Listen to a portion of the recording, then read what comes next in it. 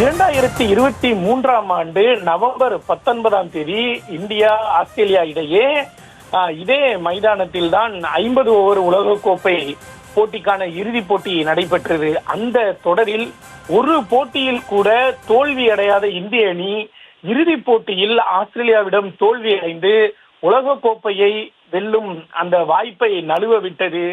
ஆனால் இந்த முறை இன்றைய தினம் நடந்திருக்கக்கூடிய இறுதிப் போட்டி T20 உலகக்கோப்பை இறுதிப் போட்டியில் இந்திய அணி ஒரு பிரம்மாண்ட வெற்றியை பெற்று அந்த காயத்திற்கு மருந்தளித்திருக்கிறது.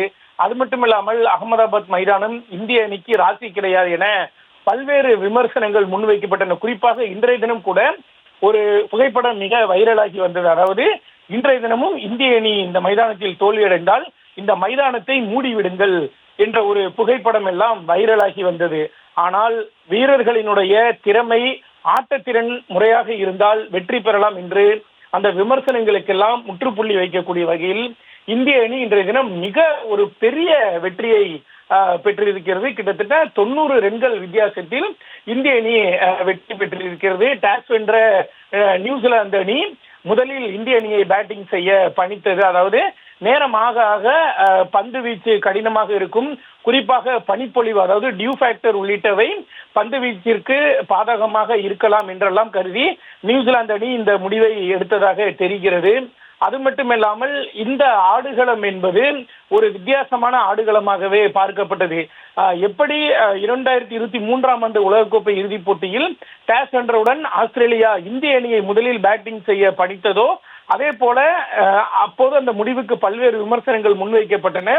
அதே போல் இன்றைய தினம் நியூசிலாந்தினுடைய முடிவும் விமர்சிக்கப்பட்டது. ஆனால் சிறப்பாக விளையாடலாம் என்று நியூசிலாந்து அணி எண்ணி இருந்தாலும் கூட இந்திய அணியினுடைய பேட்ஸ்மேன்கள் ஆரம்பம் முதலே அடித்து நொறுக்கி விளையாட தொடங்கிவிட்டார்கள். மிக ஒரு கடினமான இலக்கு, பிரம்மாண்டமான இலக்கு நியூசிலாந்து அணிக்கு முன்வைக்கப்பட்டது. அந்த கடினமான இலக்கை எட்டி பிடிக்க நியூசிலாந்து வீரர்களால் முடியாத நிலையில் இந்திய அணி இன்றைய தினம் ஒரு மிகப்பெரிய ஒரு வெற்றியை பெற்றிருக்கிறது. குறிப்பாக கிரிக்கெட் உலகை பொறுத்த வரைக்கும் நியூசிலாந்து மற்றும் தென்னாப்பிரிக்கா ஆகிய அணிகளுக்கு அதாவது அவர்கள் நாக் அவுட் என்று சொல்லக்கூடிய ஒரு முக்கியமான போட்டியில் காலிறுதி, அரையிறுதி, இறுதிப் போட்டியில் அவர்கள் சிறப்பாக விளையாட மாட்டார்கள். குறிப்பாக அவர்களால் அழுத்தத்தை, பிரஷரை அவர்களால் சமாளிக்க முடியாது. அதனால் அவர்களை சோக்கர்ஸ் என்ற ஒரு வார்த்தையை பயன்படுத்தி அவர்களை விமர்சிப்பார்கள். ஏனென்றால் அவர்கள் மற்ற லீக் போட்டிகளில் எவ்வளவாக சிறப்பாக விளையாடினாலும் கூட அரையிறுதி, காலிறுதி, இறுதிப் போட்டிகளில் அவர்கள் சிறப்பாக விளையாட மாட்டார்கள். ஏனென்றால் அவர்களால் அந்த அழுத்தத்தை சமாளிக்க முடியாது என்ற ஒரு குற்றச்சாட்டு பொதுவாகவே கிரிக்கெட் உலகில் முன்வைக்கப்படும். அந்த குற்றச்சாட்டை தான் தற்பொழுது நியூசிலாந்து மீண்டும் ஒரு முறை நிரூபித்திருக்கிறது. லீக் மற்றும் சூப்பர் 8 என அனைத்து சுற்றுகளிலும் சிறப்பாக விளையாடி வந்த நியூசிலாந்து அணி இன்றைய போட்டியில் ஆரம்பம் முதலே மிகப்பெரிய அளவில் தடுமாற்றத்தை சந்தித்தது. அது பவுலிங் ஆகட்டும், ஃபீல்டிங் ஆகட்டும், அடுத்தபடியாக பேட்டிங். குறிப்பாக நியூசிலாந்தினுடைய ஃபின் ஆலன், சீஃபர்ட் உள்ளிட்டோர் சிறப்பாக இந்த தொடர் முழுவதும் தொடக்க வீரர்களாக மிக சிறப்பாக விளையாடி வந்தார்கள். ஆனால் இந்த இறுதிப் போட்டியில் அவர்கள் மிக பெரிய அளவிலான ஒரு அழுத்தம் காரணமாக, ஏனென்றால் ஒரு 250க்கு மேல் ஒரு டார்கெட் இருக்கக்கூடிய நிலையில் அந்த பிரஷரை அவர்களால் சமாளிக்க முடியாமல் தொடர்ச்சியாக அடுத்தடுத்து விக்கெட்டுகளை இழந்த நிலையில் 10 ஓவர்களுக்கு பிறகே இந்த ஆட்டம் என்பது ஒரு சார்புடைய ஆட்டமாக மாறிவிட்டது. இந்திய அணி எளிதில் வெற்றி பெற போகிறது என்ற ஒரு மனநிலை வந்தவுடனேயே அந்த மனநிலை தான் 19வது ஓவரை கூட அபிஷேக் சர்மா வீசினார். அதாவது இனிமேல் நியூசிலாந்து வெற்றி பெறுவதற்கு சாத்தியமே இல்லை என்ற ஒரு நிலையில் தான் அபிஷேக் சர்மா 19வது ஓவரை வீச தொடங்கினார். அந்த ஓவரில் தான் விக்கெட்டும் விழுந்து திலக் வர்மா ஒரு சிறப்பான கேட்சை பிடித்திருக்கிறார். ஆரம்பத்திலேயே சீஃபர்ட்டினுடைய ஒரு கேட்சை சிவம் துபே தவற விடுவார். அதற்கு சிவம் துபே மீது பல்வேறு விமர்சனங்கள் முன்வைக்கப்பட்டன. முக்கியமான கேட்சை தவறு விட்டு விட்டார் என்று. ஆனால் அடுத்தடுத்த ஓவர்களில் இந்திய பந்து வீச்சாளர்கள் மிக சிறப்பாக செயல்பட்டு இருக்கிறார்கள்.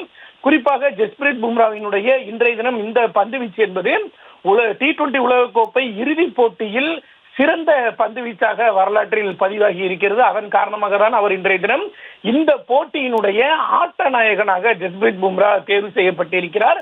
4 விக்கெட்டுகளை வீழ்த்தி இருக்கிறார். இந்த தொடரினுடைய அதாவது இந்த தொடரினுடைய ஆட்டநாயகன், அதாவது தொடர் ஆட்டநாயகன் விருது, மேன் ஆஃப் தி சீரீஸ், அந்த விருது சஞ்சு சாம்சனுக்கு அளிக்கப்பட்டு இருக்கிறது. சஞ்சு சாம்சனை பொறுத்தவரை தொடக்கத்திலிருந்து அவருக்கு இந்த உலகக்கோப்பை தொடரில் விளையாடுவதற்கு வாய்ப்பு அளிக்கப்படவில்லை.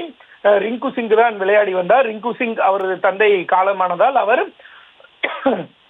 அவர் அணியில் இடம் பிடிக்க முடியாத நிலையில் அந்த இடத்தில்தான் சஞ்சு சாம்சனுக்கு வாய்ப்பானது அளிக்கப்பட்டது. அந்த வாய்ப்பை பயன்படுத்தி கொண்ட சஞ்சு சாம்சன் மிக சிறப்பாக விளையாடி இருக்கிறார்.